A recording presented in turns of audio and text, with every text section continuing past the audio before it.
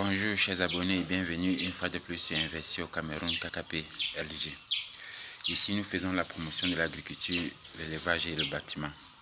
Et aujourd'hui nous allons parler de l'élevage, des porcs, les lapins et les poulets de chair. Ce sont les trois secteurs où j'interviens en ce qui concerne l'élevage.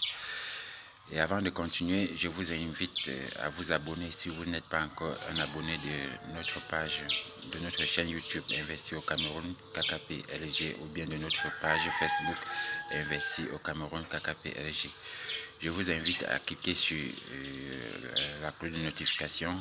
Abonnez-vous pour ne pas rater nos prochaines vidéos. Aujourd'hui, nous parlons principalement de l'élevage des porcs, le poulet de chair et les lapins. Je ne suis pas un agronome, mais je suis un ingénieur en génie civil. Un ingénieur qui a pris du temps pour s'informer, pour se former. Et aujourd'hui, je vous parle des vertus des plantes. Les plantes qui servent d'antibiotiques pour l'élevage, mais nous ne connaissons pas. Nous passons tout le temps à utiliser les produits chimiques. C'est bien d'utiliser les produits chimiques. À la seule différence que ça coûte cher, et nous avions des antibiotiques à côté de nous que nous n'utilisons pas. Là, j'ai préparé quelques herbes. Certaines herbes que c'est autour de nous, nous ne connaissons pas, mais c'est très utile pour les porcs, que ce soit porcs, lapins et autres. Commençons par cette plante-ci, par ces herbes-ci. Observez bien, je viens juste de cueillir. Généralement, on appelle ça la nourriture de porc. Je ne connais pas son nom scientifique. Ceux qui connaissent le nom scientifique pourront mettre ça en commentaire pour aider plusieurs personnes. Généralement, au Cameroun, on appelle ça les herbes de porc. Les porcs en consomment énormément. Tout type de porc, que ce soit n'importe quel porc. Les porcs en consomment énormément. Et c'est un antibiotique pour les porcs, un très grand antibiotique. Les lapins en consomment aussi. Et c'est aussi un antibiotique pour les lapins. Donc les porcs en consomment, les lapins aussi. Et que ça soit fleuri, parce qu'il y a d'autres là qui ont déjà donné les fleurs, ça ne dérange pas. Donnez ça à vos porcs. Je vous conseille vivement ces herbes ici pour les porcs et les lapins. Les deux en consomment, c'est un grand antibiotique. Après ça, il y a aussi les plantes ici, les herbes ici, autant pour moi. Regardez bien, ici je ne connais pas aussi le nom scientifique. J'ai cueilli les herbes qui ont déjà les fleurs pour que les gens essaient de mieux identifier. Si vous regardez en bas, comme l'autre ici, là, ça n'a pas encore de fleurs. Vous savez bien, ça n'a pas encore de fleurs. C'est un très grand antibiotique, et pour les porcs et pour les lapins. Et j'aimerais préciser pour les lapins, l'antibiotique ici, c'est contre une maladie qui attaque souvent les lapins. Je parle là, ça donne les blessures sur la bouche des lapins. Quand les lapins consomment ça régulièrement, ça évite cette maladie-là. Donc je vous conseille de donner vivement ces herbes-ci aux porcs et aux lapins. C'est un très grand antibiotique. Après ceci, observez très bien, parce que je ne dois plus y revenir. Observez très bien, on trouve ça autour de nous. Et la particularité de l'herbe ici, c'est que ça se développe partout. Dès que ça fleurit, comme vous voyez là, après la fleur, ça va devenir noir. Dès que c'est noir, dès que ça tombe, partout ça pousse. Après l'herbe, voici encore un autre style. Ce sont toujours les antibiotiques que nous trouvons autour de nous, mais nous ne connaissons pas. Ça, c'est un antibiotique qu'on utilise pour les porcs et pour les lapins. Et pour les lapins, ça lutte aussi contre la maladie dont je venais de vous dire. Je ne connais pas le nom. Excusez-moi, je ne connais pas le nom de la maladie là. Mais pour ceux qui font dans l'élevage des lapins, ils vont noter ça. Ça attaque facilement. Ça commence généralement par les bouches de lapin et après ça attaque les oreilles.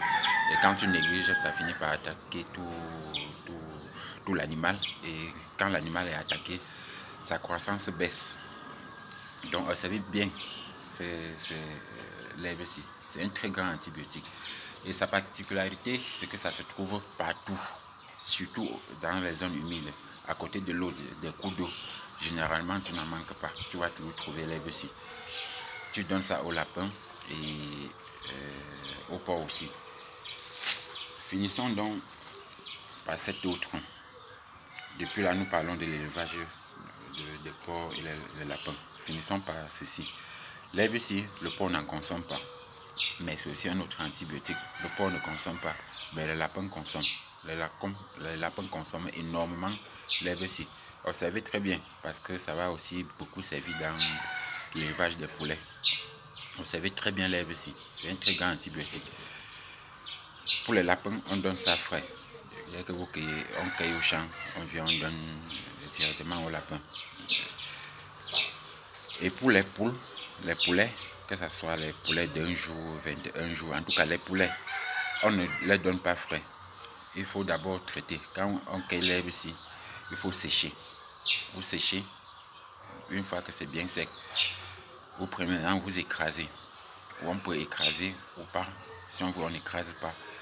Et on trempe maintenant dans l'eau. On laisse minimum 4 heures de temps. Le temps que le jus sort on extrait le jus.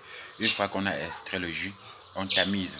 C'est pour les poulets. Vous savez que les poulets sont un peu délicats. On tamise et on ajoute l'eau issue de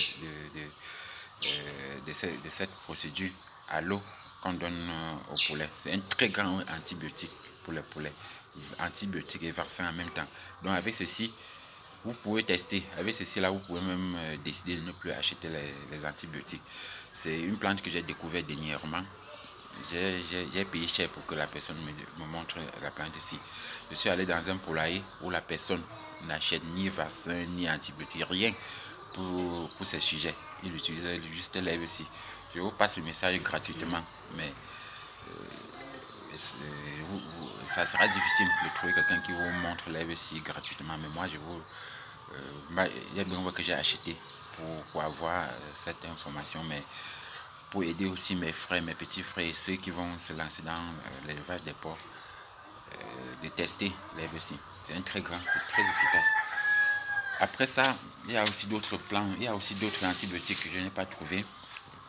Il y a par exemple l'herbe qu'on appelle régulièrement l'herbe de lapin.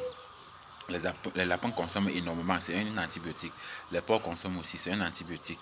Il y a aussi la patate, les feuilles de patates là, c'est aussi un antibiotique pour les lapins et pour les porcs. Mais prêtez très bien attention pour les lapins en gestation et les porcs en gestation. On ne leur donne pas la patate, ni les feuilles de patate. Donc si votre porc ou bien votre lapin est en gestation, évitez de leur donner ça, sinon ça va faire sortir les petits. Donc évitez pour les lapins et les porcs, évitez de leur donner la patate douce ou bien les feuilles de patate quand ils sont en gestation. Bon, aujourd'hui nous avons fini avec les vertus des plantes pour l'élevage. Moi je vais chercher, comme je le fais toujours. Quand j'aurai des informations, je viendrai vous partager avec vous. Portez-vous bien. Et si vous n'êtes pas encore abonné à notre chaîne YouTube, je vous exhorte à cliquer sur la cloche de notification et à vous abonner. Ainsi, vous ne manquerez jamais de nos prochaines vidéos.